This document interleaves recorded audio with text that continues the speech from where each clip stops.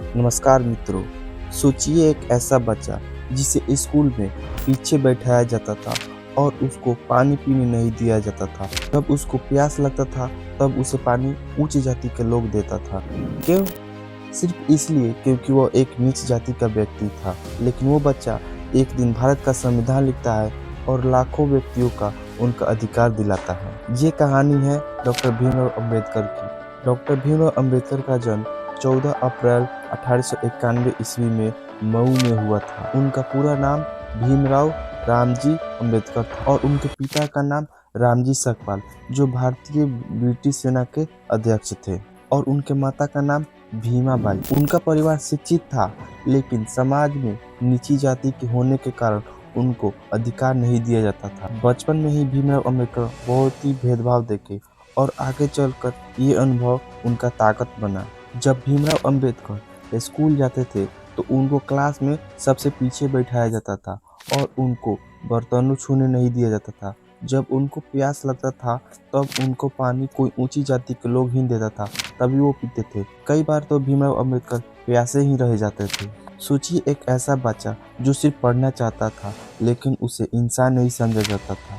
लेकिन वो बच्चा कभी हार नहीं माना। अंबेडकर जी पढ़ाई में बेहद ही होशियार थे और उन्होंने मुंबई के एल्फिंस्टन नामक कॉलेज में पढ़ाई की और आगे की पढ़ाई करने के लिए वो विदेश चले गए और वहाँ पे उन्होंने कोलंबिया यूनिवर्सिटी में दाखिला ली और उन्होंने लंदन ऑफ स्कूल इकोनॉमिक्स में, वहाँ उन्होंने इकोनॉमिक्स से पीएचडी की और कई डिग्रियां हासिल की और वहाँ पे वो लॉ की भी पढ़ाई की और वहाँ उन्हें पहली बार महसूस हुआ कि बराबरी क्या होता है, कोई भेदभाव नहीं होता, कोई छुआछूत नहीं होता। और तभी उन्होंने तय किया कि मैं अपने देश में भी ये बराबरी ला कर रहूँगा। जब भीमराव अंबेडकर भारत लौटे तो उन्होंने नौकरी करना शुरू किए, लेकिन यहाँ पे अब भी मतभेद खत्म नहीं हुआ था।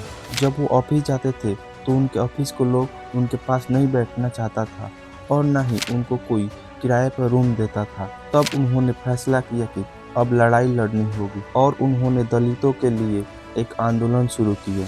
महार सत्याग्रह, पानी पीने का अधिकार और नीची जाति के लोगों को मंदिर में प्रवेश नहीं किया जाता था, तो उन्होंने मंदिर प्रवेश आंदोलन शुरू किए। उन्होंने कहा कि हम बराबरी लेकर रहेंगे। अंबेडकर जी राजनीतिक में भी सक्रिय हुए। उनका मानना था राजनीतिक शक्ति भी नीची जाति के लोगों का देना।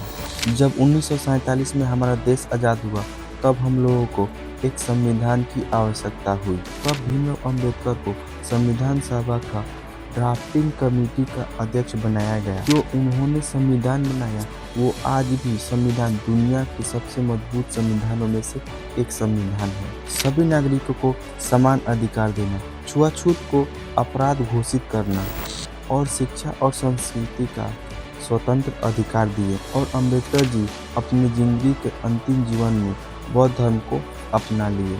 1956 में उन्होंने लाखों लोगों के साथ धर्म परिवर्तन किए और 6 दिसंबर 1956 में उनका देहांत हो गया। भीमराव अंबेडकर सिर्फ एक नाम नहीं, वे एक विचार, एक संघर्ष और एक प्रेरणा है।